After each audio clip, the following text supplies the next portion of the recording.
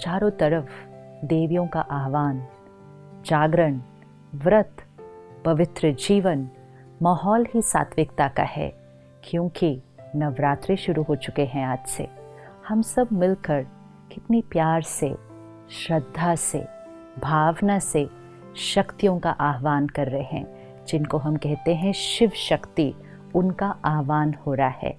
लेकिन थोड़ा सा आज कुछ क्षण लेकर इस पे चिंतन करते हैं कि हम किसका आह्वान कर रहे हैं। उन्हें हम शक्ति भी कहते हैं, उन्हें हम माँ भी कहते हैं, उनको हम अस्त्र शस्त्रों के साथ दिखाते हैं और उनके ही चरणों में हम असुर भी दिखाते हैं। ये सब चीज़ हमें कौन से ज्ञान का अर्थ सिखाने की कोशिश कर रही है। देवी का चित्र और चरणों में असुर। तो क्या वो देवियाँ हिंसा करती थी? क्या उन्होंने असुरों की हिंसा की थी, या इसके पीछे कुछ भाव है? और जो शक्ति का आह्वान कर रहे हैं, कौन सी और कहाँ से उन शक्तियों को बुला रहे हैं? थोड़ा सा सोचते हैं। डिविनिटी, प्योरिटी, ये आत्मा का ओरिजिनल गुण है जो आज हम भूल चुके हैं। और क्योंकि हम अपनी डिविनिटी को भूल जाते हैं, तो हमारे अंदर के जो वाइसेस हैं, काम, क्रोध, लोभ, मोह, अहंकार, ये इमर्ज हो जाते हैं। डिविनिटी मर्ज हो जाती है, विकार इमर्ज हो जाते हैं।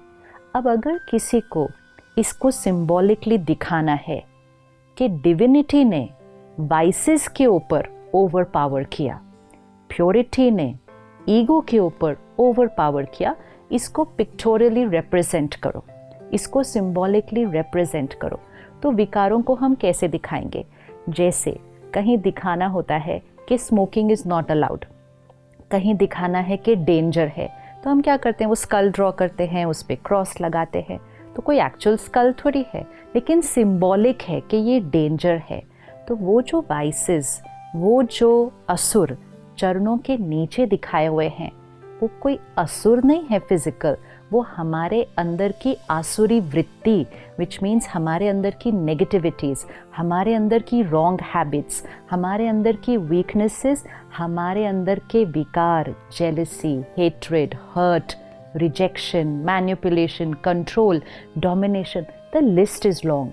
लेकिन क्योंकि हमने ध्यान नहीं रखा, हमने अपने अंदर के असुरों को जागृत करके रखा हुआ है। अब वो दिन आया है कि हमें अपने अंदर की डिविनिटी को इन्वोक करना है। और जैसे जैसे डिविनिटी इन्वोक होती जाएगी, मतलब डिविनिटी इमर्ज होगी, तो वाइसेस अपने आप मर्ज होंगे। वाइसेस इमर्ज होते हैं तो डिविनिटी अपने आप मर्ज हो जाती है, क्योंकि at one point of time एक ही क्वालिटी का संस्कार जागृत हो सकता है। तो देवियों का आह्वान करना मतलब इन्वोकिंग द डिविनिटी। तो देवी वहाँ ऊपर से आह्वान नहीं करना है, अंदर से डिविनिटी का आह्वान करना है। क्योंकि हर आत्मा के अंदर डिविनिटी भी है और हर आत्मा के अंदर वीकनेस भी है। तो वो जो दिव्यता है, जिसको आज हम प्यार से याद कर रहे हैं, बुला रहे हैं, वो भी हमारे अंदर ही है।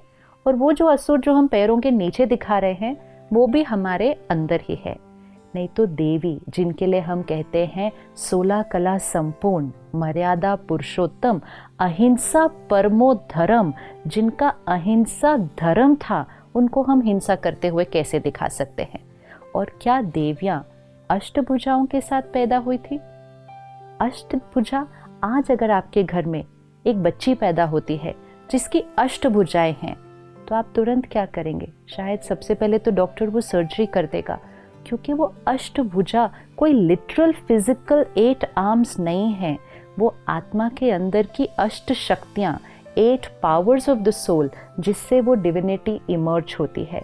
क्योंकि भुजा शक्ति का सिंबल है, पावर, यू से इज वेरी पावरफुल। फिजिकल तो हैंड का सिंबल है, और हर भुजा के अंदर एक एक शस्त्र है। शस्त्र नॉलेज का है।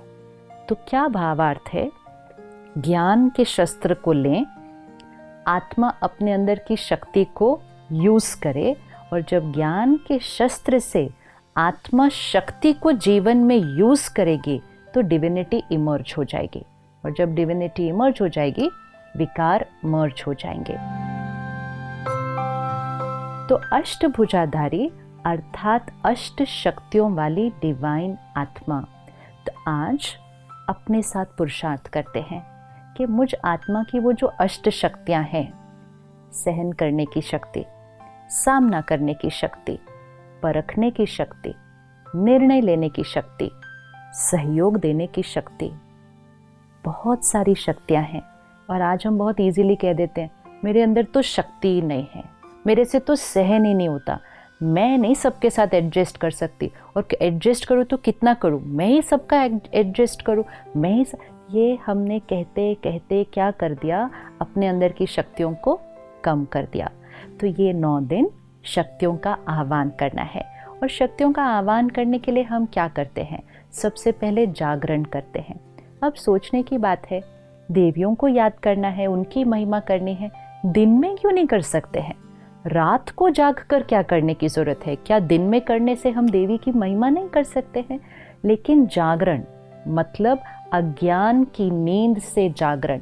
तो जब इस सृष्टि पर कलयुगी अंधकार है, अज्ञान, इग्नोरेंस, डार्कनेस, जब अज्ञान है तब अवेकनिंग की ज़रूरत है। अवेकनिंग अर्थात waking up from that night of ignorance. Awakening मतलब अज्ञान की नींद में सोए हुए हैं, उससे जागरण करो। तो रात को जागना है मतलब अज्ञान की नींद से जागना है।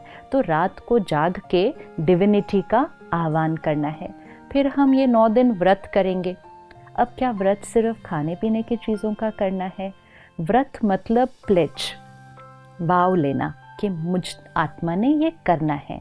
लेकिन अब हम इस 9 दिनों में व्रत को थोड़ा और गहराई से लेते हैं कि सिर्फ खाने पीने का नहीं, साथ साथ व्रत लेते हैं कि हम 9 दिन गुस्सा नहीं करेंगे, हम शांत रहेंगे, हम 9 दिन पर चिंतन नहीं करेंगे, किसी के बारे में कोई गलत बात यहाँ से वहाँ फैलाएंगे नहीं, हम 9 दिन सुबह जल्दी उठकर ध्यान करेंगे, मेडिटेशन करेंगे, हम 9 दिन कोई गलत चीज़ ना खाएंगे ना पिएंगे। व्रत तो बहुत सारे हैं करने के लिए, लेकिन व्रत लेना है क्योंकि व्रत करने से आत्मा की शक्ति बढ़ती है। Because we start living a life of discipline and discipline increases will power. तो एक हम जागरण करते हैं, दूसरा हम व्रत करते हैं, तीसरा सात्विक अन्न। 9 दिन प्याज लहसुन के बिना सात्विक भोजन बनाया जाता है। डिविनिटी एंड सात्विकता गोज टुगेदर। इसका मतलब अगर तामसिक भोजन खाएंगे तो डिविनिटी इमर्ज नहीं हो सकती है। तो सात्विक भोजन मतलब वेजिटेरियन विदाउट अनियन गार्लिक, लेकिन साथ साथ परमात्मा की याद में बना हुआ, बड़े सात्विक मन से बनाया हुआ खाना, सात्विक तरीके से कमाया हुआ धन पहले घर में आए, फिर सात्विक अन्न बने और सात्विक मन की स्थिति में बने, तब वो प्रसाद बनता है। तो सात्विक अन्न जब खाना शुरू कर ही रहे हैं तो साथ साथ ये भी सोच लीजिए कि सिर्फ 9 दिन क्यों? क्या डिवाइन लाइफ सिर्फ 9 दिन चाहिए? त्योहार आते हैं हमें जीवन जीने का तरीका सिखाने के लिए कि जो चीज़ हम 9 दिन करेंगे वो हम जीवन भर भी कर सकते हैं। लेकिन इस 9 दिन में ध्यान रखना कि प्रतिज्ञा सिर्फ यहाँ से नहीं करनी। कभी कभी मन में चलता रहता है, आज 5वां दिन हो गया, आज 6ठा दिन हो गया, कब ये 9 दिन पूरे होंगे, सब कर रहे हैं इसलिए मुझे भी करना पड़ता है। मजबूरी से नहीं, मजबूरी से आत्मा की ताकत कभी नहीं बढ़ेगी। प्रतिज्ञा से करना है कि जीवन में सात्विकता। फिर 9 दिन दिया जलाया जाता है, तो मिट्टी का दिया और वो लौ, इसका क्या सिग्निफिकेंस है कि मिट्टी का जो बॉडी शरीर का प्रतीक है और जो लौ है वो आत्मा का प्रतीक है। तो 9 दिन दिया ज़रूर चलना चाहिए। तो जब मैं आत्मा हूँ, सोल कॉन्शियसनेस, ये जब इमर्ज होगी तो वो लौ जलती रहेगी, रोशनी उसके चारों तरफ फैलेगी। एंड मोस्ट इम्पोर्टेंट, हम अपने जीवन में चाहिए से दिया की तरफ शिफ्ट हो जाएंगे। दिया जलता रहे तो जीवन शुभ होता है। कौन सा दिया जलता रहे?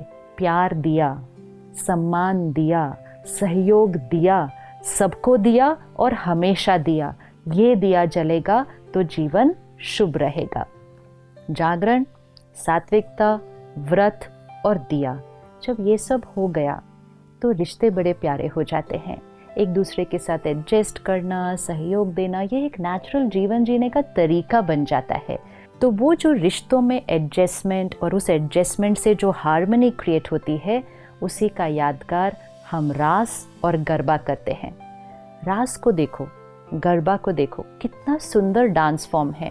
सभी के हाथ में 2-2 डंडे हैं। अब अगर एक के डंडे को देखकर दूसरे ने डंडा मारा और बहुत हार्मनी से चले, तो वो एक ब्यूटीफुल फॉर्म ऑफ डांस हो जाता है। अगर अपना ही डंडा मारते गए तो वो ही डांस एक युद्ध का मैदान बन जाता है। ये वो लोग हैं जिनके साथ हम रहते हैं, जिनके साथ हम काम करते हैं। उनके संस्कार को देखें, उनके संस्कार को देखते हुए अपना संस्कार यूज़ करें। अगर ऐसे करेंगे तो संस्कारों की रास होती जाएगी। लेकिन अगर अपना ही संस्कार का डंडा मारेंगे तो घर में भी आज युद्ध का मैदान हो जाता है। तो परमात्मा कहते हैं कि जो आत्मा जागरण करती है अपने विकारों से, व्रत लेती है जीवन में, और उसके जीवन में सात्विकता आती है और सोल कॉन्शियसनेस उसके लिए जो नेचुरल होता है, वो औरों के साथ संस्कारों की रास करती है। तो अगले 8 दिन हम सब रोज मिलेंगे और सिर्फ देवियों का आह्वान नहीं करेंगे, अपने अंदर की उस दैवी शक्ति का आह्वान करेंगे। हर रोज़ हम आत्मा की एक एक शक्ति को लेंगे कि उस शक्ति को कैसे मुझे अपनी लाइफ में लाना है, कैसे उसको इमर्ज करना है, कैसे